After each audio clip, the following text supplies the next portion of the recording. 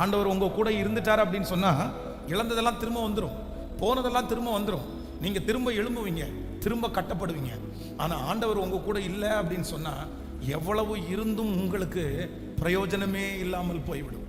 சிலர் செய்த பாவத்தின் நிமித்தம், சிலர் செய்த தப்பு நிமித்தம் ஆண்டவர் சைலண்டா எதையுமே சொல்லாம அவங்கள விட்டு அப்படியே வெளியே கடந்து போயிட்டாரு.